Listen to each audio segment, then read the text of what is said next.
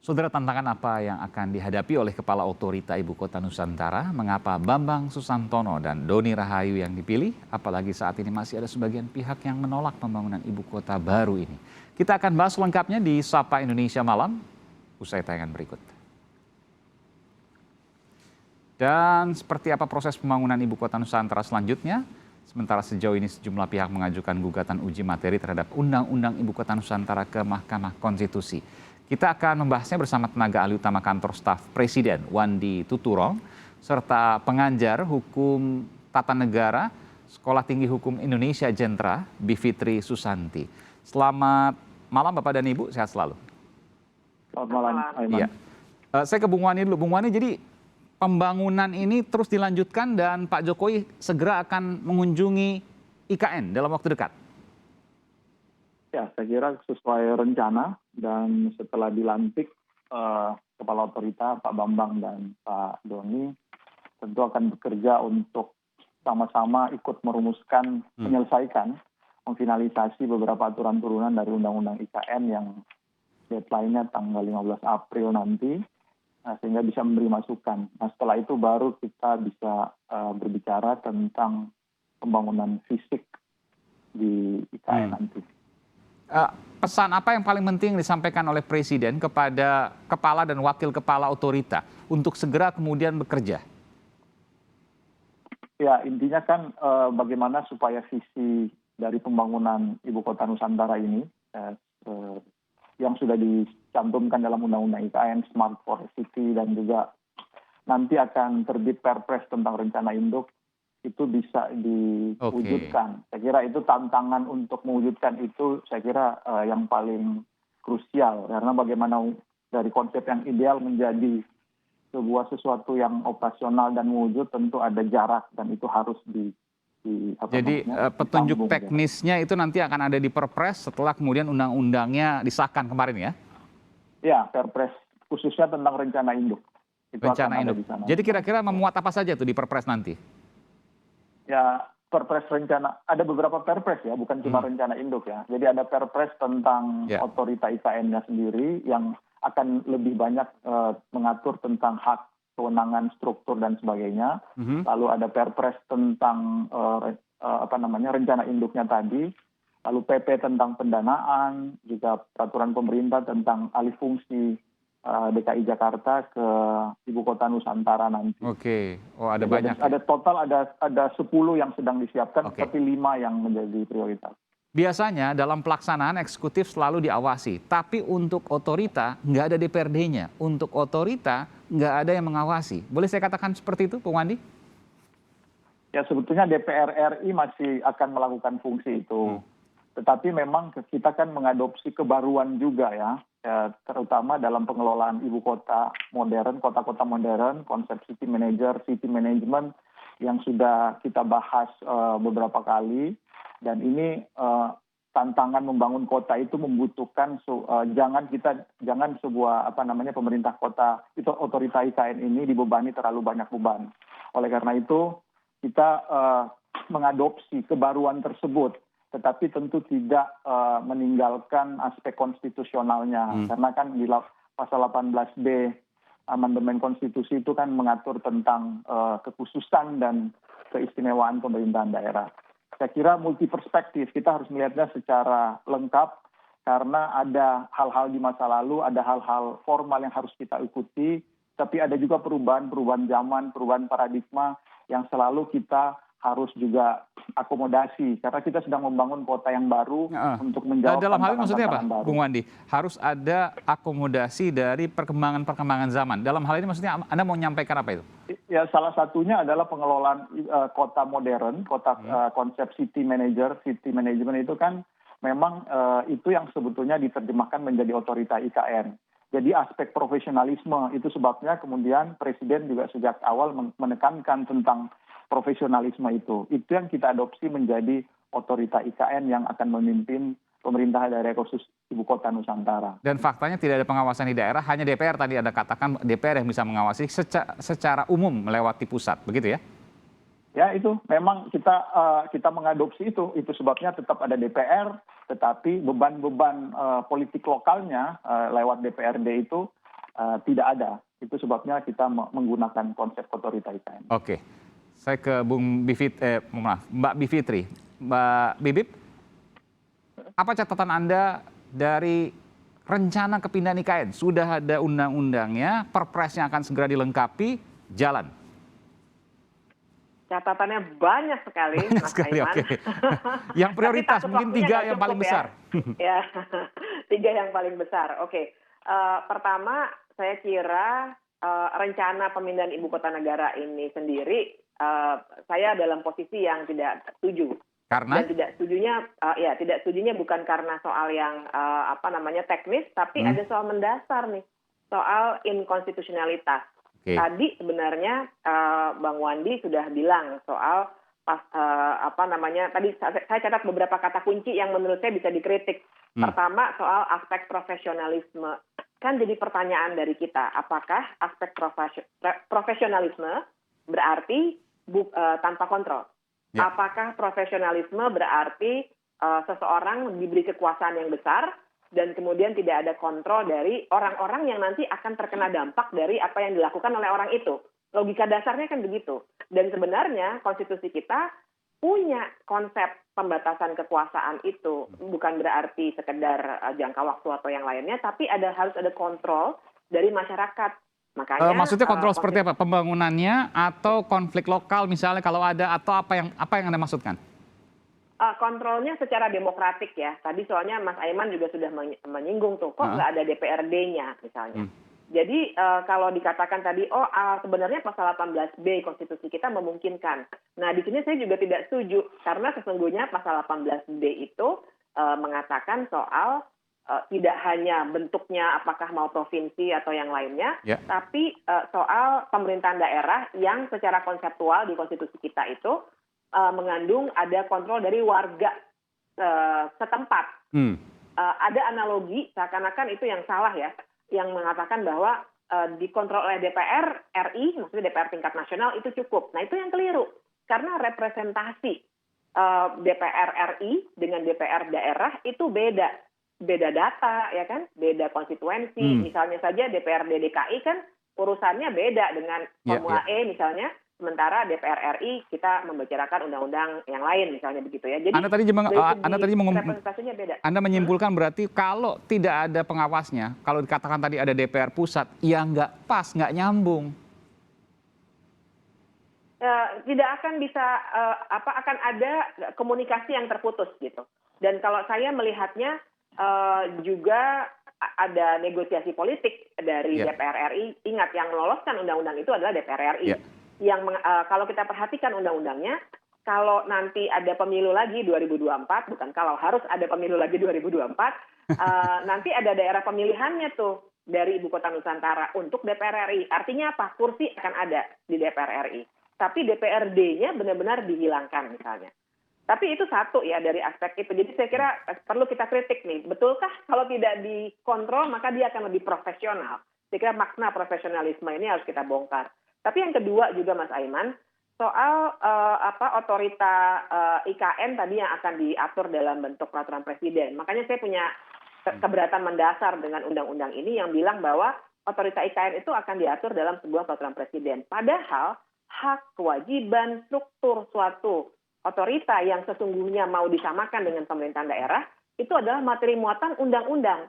Jadi ibaratnya undang-undang IKN ini memberikan cek kosong untuk presiden untuk mengatur apapun yang diinginkan mengenai struktur ibu kota negara nantinya. Dan ini juga berbahaya. Oke, nanti kita akan lanjutkan yang ketiga. Benarkah kemudian dari apa yang Anda katakan tadi bahwa otorita itu adalah sosok ataupun bangunan ataupun sesuatu yang tidak ada pengawasan di sana? Padahal konstitusi mengamanatkan no one must not go unchecked. Tidak boleh ada sesuatu atau seseorang sekalipun yang bisa berjalan tanpa ada pengecekan atau tanpa ada pengawasan. Kita akan kembali sesaat lagi, tetaplah bersama kami di Sapa Indonesia Malam. Saya berikan kesempatan Mbak Bibip satu lagi. Tadi kan ada 3 poin yang mau disebutkan. Pertama, tidak ada pengawasan. Yang kedua tadi Anda sebutkan apa? Soal otorita IKN harusnya diatur dalam undang-undang, bukan diatur dalam undang-undang. Oke. Otorita IKN belum ada undang-undangnya? ada undang-undang IKN, tapi dia memberikan delegasi, katanya persoalan hak, kewenangan, dan struktur dari badan otorita ini diatur dalam peraturan presiden. Peraturan presiden, ini harusnya keliru. undang-undang. Harusnya undang-undang. Ini Efeknya materi apa? bukan undang-undang. Efeknya adalah tidak ada kontrol lagi-lagi. Karena kalau undang-undang itu berarti kan ada wakil rakyat yang ikut membahasnya. Seberapapun kita kritik ya wakil rakyat, tapi memang esensinya di situ, wakil rakyat dengan eksekutif. Jadi pembangunannya tidak ada presiden, kontrol, ya presiden sendiri. pejabatnya tidak ada kontrol. Betul, itu sangat berbahaya. Yang ketiga? Yang ketiga itu persoalan yang masih tersisa, ya terkait dengan sumber daya alam, terkait dengan masyarakat adat yang sebenarnya tidak pernah atau belum diselesaikan. Nah, kemudian itu bisa kita kaitkan dengan berita hari ini, bahwa ternyata yang menjadi wakil kepala badan otorita adalah seseorang dari korporasi yang juga kita kenal sebagai bagian dari yang kita sebut dengan oligarki.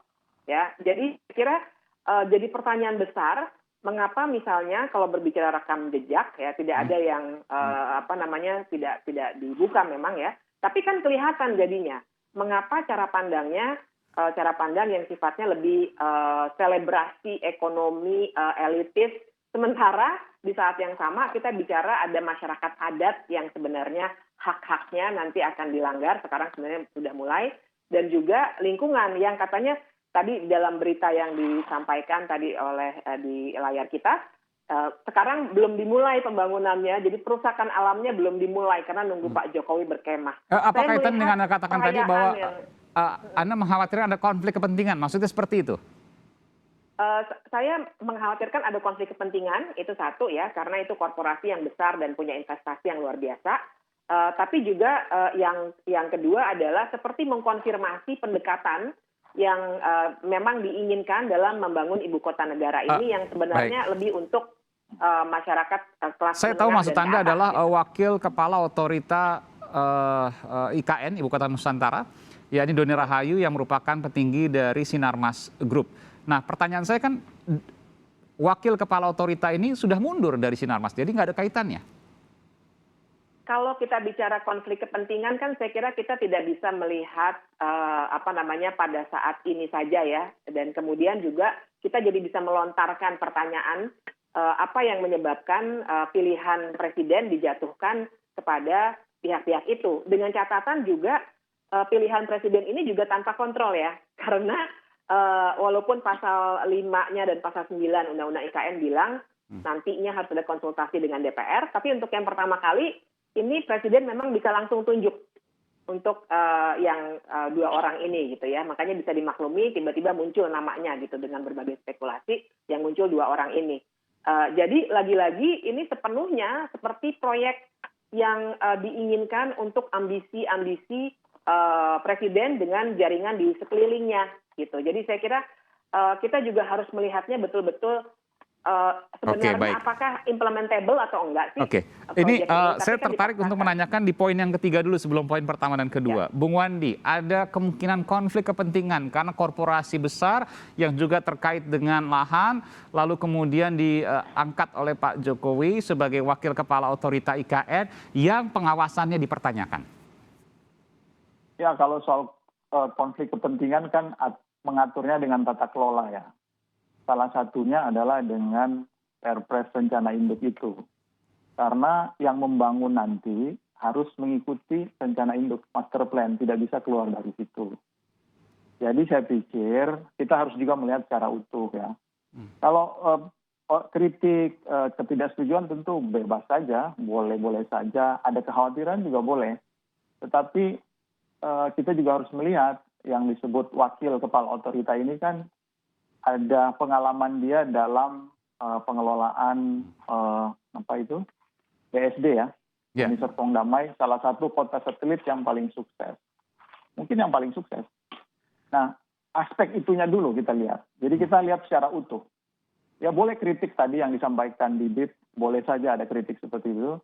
Tetapi kalau kita melepaskan itu, kita juga melihat ada aspek lain, yaitu pengalaman, lesson learned yang dihadapi oleh sebuah pengembang dalam ya dengan pengalaman. Jadi Anda mau tahun. mengatakan bahwa satu prestasi ada rekam jejak dan nggak mungkin macam-macam karena kalau mau macam-macam sudah ada master plan atau rencana induk. Jadi nggak mungkin akan keluar dari situ. Kalau dibilang tidak mungkin macam-macam kan kita mendahului ya.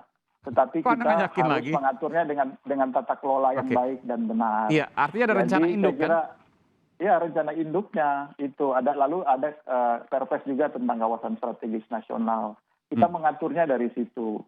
Dan kita ini kan negara demokrasi yang agak berbeda. Saya kira berbeda jauh dengan Orde Baru, di mana kontrol publik sangat dimungkinkan. Kalau di Orde Baru kan tidak bisa itu melakukan petisi penolakan ya.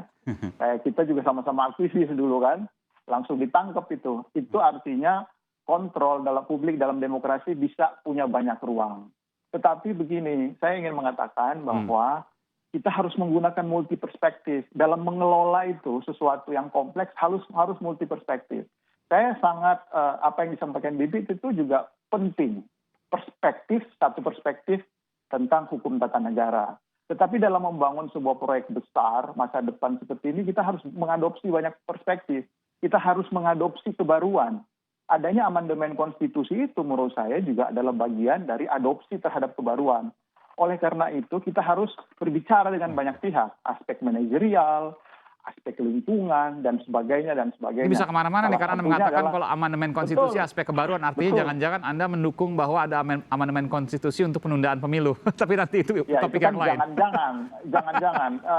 Kita tidak karena bisa Anda katakan tadi aspek kebaruan yang perlu diadopsi. Harus ada multi perspektifnya dulu. Tidak mudah loh multi perspektif itu. Karena pasti masing-masing pihak akan mempertahankan argumen. Tapi kita bicara soal IKN dulu, Bung Wandi. Gitu. Tadi apa yang disampaikan oleh Bung Wandi, Mbak Bibip, bahwa semua sudah ada rencana induk dan kita negara demokrasi, mengkritik bebas, jadi nggak usah khawatir, kurang lebih begitulah. Nah, jadi rencana induknya itu dan juga tata kelola yang tadi disebutkan yang akan jadi rel bagi pimpinan badan otorita ini, kan dua-duanya juga akan dibentuknya oleh presiden ya. Oke. Bentuknya nanti peraturan presiden. Jadi nanti nggak bisa tuh DPR kemudian ikut serta dalam pembahasan Perpres karena bukan di situ domainnya. Tapi jadi publik kan ikut saja, mengawasi, misalnya ada konflik kepentingan yang Anda katakan tadi terkait dengan perusahaan besar, misalnya walaupun sudah mundur, misalnya ada konflik kepentingan mungkin saja, itu kan bisa diawasi dan kemudian bisa disorot. Dan ini akan pasti disorot siang malam 24 jam oleh publik. Tapi apakah itu akan efektif? Kenyataannya kalau ada sudah terjadi, ya bahkan sebuah WhatsApp grup TNI Polri aja bisa dibaca Pak Jokowi gitu ya. Dan kemudian juga demonstrasi dan lain sebagainya mudah ditangkap, sudah terjadi sering sekali. Dan kalau dibilang Orde Baru mungkin ada orang hilang, sekarang tidak ada, tapi sekarang didoxing misalnya ya. Jadi saya kira metodenya berubah, tapi sebenarnya represinya ada. Sehingga pertanyaannya iya dikontrol, tapi kan kontrolnya ini nggak ada salurannya juga nih, nggak ada DPRD ya. Jadi kan kontrolnya harus dari luar ya, seperti melalui media massa seperti Kompas. Petisi penolakan tidak ditangkap ya. Demonstrasi. Pertanyaannya adalah itu akan efektif atau tidak? Karena semuanya adalah pendekatan yang sifatnya informal gitu, bukan DPRD misalnya. Ya, dan saya kira satu lagi Mas Ainan, kalau misalnya dikatakan kita kalau harus ada terobosan karena ada adopsi kebaruan. Ya, kalau kita bicara hal-hal yang sifatnya partikelir, ya, tapi kita berbicara ini negara. Sehingga kalaupun ada bahkan tadi disebutkan amandemen pun itu mengadopsi kebaruan dan itu wajar untuk diadopsi karena sifatnya kebaruan. Amandemen Undang-Undang Dasar 45. Kalau amandemen pasti Undang-Undang Dasar 45. Saya nggak tahu apakah itu kemudian arahnya ke penundaan pemilu dan seterusnya. Saya nggak ngerti. Tadi nanti Mas Wandi yang bisa menjelaskan. Tapi mungkin arahnya ke sana. Ya, apapun itu, tapi basisnya sama. Yang ingin saya katakan adalah basisnya kita berbicara negara. Kita tidak berbicara partikelir privat begitu ya, korporasi. Kita berbicara negara, landasan moralnya itu luar biasa. Perkembangan pemikiran soal negara, ilmu negara itu kan bergerak dari mulai Yunani kuno sampai zaman pencerahan, Auslarung sampai sekarang gitu ya. Ada landasan moral yang salah satunya dituangkan dalam gagasan konstitusionalisme ini gitu. Nah, jadi itu yang saya kira kalaupun kita mau mengadopsi kebaruan dengan hal-hal yang sifatnya out of the box, tapi landasan moralnya itu harus tetap sama, pembatasan kekuasaan dan perlindungan dan penghormatan hak asasi manusia. Di mana landasan moral yang menurut Anda menyimpang dari Undang-Undang IKN atau mungkin nanti Perpres IKN yang kemudian mengaturnya kurang pas? Landasan moralnya misalnya soal pembatasan kekuasaan tadi. Ya. Dari mulai tidak adanya DPRD, dari mulai semua peraturan pelaksanaan ternyata diaturnya oleh eksekutif sendiri, bukan oleh eksekutif dan legislatif, bagaimana ide pembatasan kekuasaan itu, dan juga persoalan hak-hak masyarakat adat dan juga dampak alam yang akan berdampak lagi-lagi pada hak asasi manusia, yang sebenarnya sudah kita sudah bisa baca sekarang terlanggar gitu. Banyak sekali catatan dari organisasi non pemerintahan soal itu. Nah, itu semua sebenarnya sudah melanggar batas-batas soal konstitusionalisme karena kita beranjaknya harus dari pembatasan kekuasaan Jadi dan kalau hak asasi manusia. bicara soal IKN nanti, Anda percaya bahwa IKN will be going unchecked, nggak akan ada pengawasan yang signifikan terhadapnya? Iya, karena menurut saya ini pendekatan proyek pembangunan. Perhatikan saja diksinya.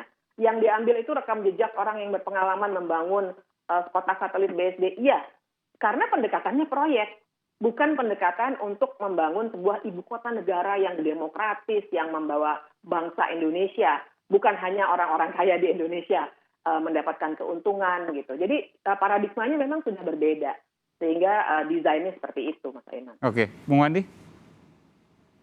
Ya, saya kira itu perspektifnya Bibip kan, seperti itu. Saya nggak tahu, soal masyarakat adat itu kan tadi kekhawatiran. Saya nggak tahu di mana undang-undang IKN itu yang mengancam masyarakat adat. Justru konsep yang kita dorong itu, Smart Forest City, justru itu juga mengadopsi hasil dari kajian lingkungan hidup strategis yang sudah diverifikasi oleh KLHK. Semuanya sudah ada, bagaimana melindungi masyarakat lokal, bagaimana menjaga keanekaragaman hayati. Jadi perspektif tentang lingkungan dan masyarakat adat juga sudah ada. Karena itu salah satu kritik memang di awal yang kami hadapi ketika persiapan untuk undang-undang tersebut. Jadi menurut saya itu lebih pada kekhawatiran. Justru kita mau menjaga itu lewat peraturan-peraturan ini supaya nanti konsep sustainable. Karena sustainable Lalu itu siapa kan yang bisa mengawasi, Bung Wandi? masyarakat Kalau juga, seandainya tidak ada DPRD, hanya DPR yang kemudian menggolkan IKN hanya dalam waktu acara 43 ini sendiri hari. sudah bagian dari pengawasan, ya. Bagaimana? Dengan kritik, tidak ada petisi, tidak ada penangkapan terhadap yang membuat petisi. Saya kira kita hidup dalam alam demokrasi yang Tadi berbeda. disebutkan Mbak Bibi misalnya, iya betul bisa kritik, tapi ada doxing, ada intip-mengintip misalnya, lalu ada hal-hal lain yang membahayakan dari sisi pribadi sang pengkritik. Meskipun bukan penangkapan seperti Orde Baru. Tidak ada penangkapan, dan saya kira kita coba kembalikan pada konteks undang-undang IKN-nya. Di mana sih sebetulnya pelanggaran HAM-nya itu? Di mana? Karena itu kan tidak terkait langsung yang disampaikan tadi. Justru niatnya mengadakan IKN ini justru kita memiliki paradigma baru untuk memasukkan berbagai perspektif tadi. Justru perlindungannya akan ada di sini supaya menjadi lebih baik, supaya menjadi showcase, supaya menjadi. Bukankah negara ini juga dibangun atas transformasi. pemisahan kekuasaan, Bung Wandi? Kita mendengar misalnya dalam konsep demokrasi yang pernah kita tahu secara modern ada trias politika, pemisahan kekuasaan itu, nanti Mbak Bibip mungkin bisa menjelaskan lebih lanjut. Fungsi legislatifnya, fungsi pengawasannya terkait dengan fungsi kontrol ini nihil. Itu tadi yang saya sampaikan bahwa sebetulnya kan masih ada DPR RI di tingkat pusat. Lalu ada ruang publik yang sekarang terbuka, kita sudah tidak bisa mundur ke belakang. Kritik secara terbuka itu bisa dilakukan. Kita harus juga melihat itu semua. Itu hasil dari reformasi. Nah, tetapi kita juga mempertimbangkan banyak perspektif yang lain. Karena kalau hanya menggunakan perspektif yang tadi berarti tidak ada kebaruan dong. Berarti kita tidak lagi mengadopsi perspektif-perspektif yang lain dong kalau begitu kan. Balik lagi, ya udah kita gini-begini maksud aja. Anda kebaruan itu Padahal maksudnya seperti apa sih? Kita punya tantangan ke depan yang harus kita selesaikan. Ini kan, dan itu membutuhkan kemampuan untuk melihat banyak perspektif. Oke, saya tertarik dengan Anda mengatakan tadi kebaruan. Kebaruan dalam prinsip maksudnya. Apa yang Anda maksudkan itu? Kebaruan dalam pengelolaan sebuah kota. Itu kan ada kebaruannya, ada studi-studi. Kami dalam kajian-kajian awal berdiskusi tentang effective leadership. Itu dilakukan dalam konsep-konsep city management yang terbaru. Itu adalah pengalaman dari kota-kota lain yang harus juga kita tidak bisa menutup mata. Saya tahu semuanya ini penting dan semuanya tentu akan berkutat dengan perspektifnya masing-masing. Tetapi saatnya kita harus mengambil konsensus, mempertimbangkan semua perspektif. itulah cara kita untuk Ya. mengelola negara. ke Kajiannya depan. maksudnya Tidak oleh bisa kita ahli hanya- dan juga kota-kota lain Oh di iya, luar negeri yang sukses. dengan Anda mengatakan dengan itu? banyak disiplin dan banyak disiplin. Ya, dan Itu yang kota-kota kita lain di lakukan. luar negeri yang sukses. Anda mengatakan itu? Betul, ya, efektif leadership itu sangat penting. Ini dalam perspektif manajerial ya, dalam manajemen kan effectiveness Baik. dan efisiensi. Mbak Saya Bibip kira terakhir. itu juga penting. Dan kita jangan terlalu membebani profesional yang akan bertugas untuk itu. Nah, tetapi kita tetap melakukan kontrol dan pengawasan. Gitu. Silakan Mbak Bibip. Ya, mengambil konsensus ya. Nah, di sini yang saya kira kita juga bisa kritik nih, ya karena kalau kita mau mengambil konsensus kan artinya ada asumsi kesetaraan antara pihak-pihak yang membawa perspektif berbeda-beda. Tapi kan kenyataannya kita juga tahu yang menarik, yang unik dari proyek IKN ini adalah ada satu analogi yang menarik tuh dari saya sebut media lain nggak apa-apa ya Mas Aiman ya. Silakan. Dari majalah Tempo misalnya pernah menyebut ini seperti ada dongengnya Hans Christian Andersen tentang seorang raja yang sebenarnya telanjang tapi tidak ada rakyat yang mau mengatakannya. Mau mengkritiknya ya itu ya dongengnya kurang Ya, lebih seperti dikatakan itu. Jadi, menggunakan pakaian yang bagus padahal tidak menggunakan pakaian sehelai pun. padahal tidak mengenakan apapun. Jadi saya melihat ini bagaimanapun katanya mau ada konsensus, tapi sebenarnya yang terjadi adalah pemerintah jalan terus anyway dengan berkemah, dan lain sebagainya begitu ya. Jadi anjing menggonggong kafilah berlalu begitu karena kritik-kritik itu juga dipinggirkan, dianggap ya udah kita memang berbeda. Bagaimanapun proyek ini harus tetap jalan gitu. Dan sebagian lagi di antara kita ya seperti orang-orang yang melihat kaisar yang sebenarnya tidak berbaju itu bilang, oh oke, ini keren, jalan terus. Nah saya melihat fenomena IKN itu seperti ini. Jadi memang agak sulit kalau dikatakan mari kita ambil konsensus yang terbaik.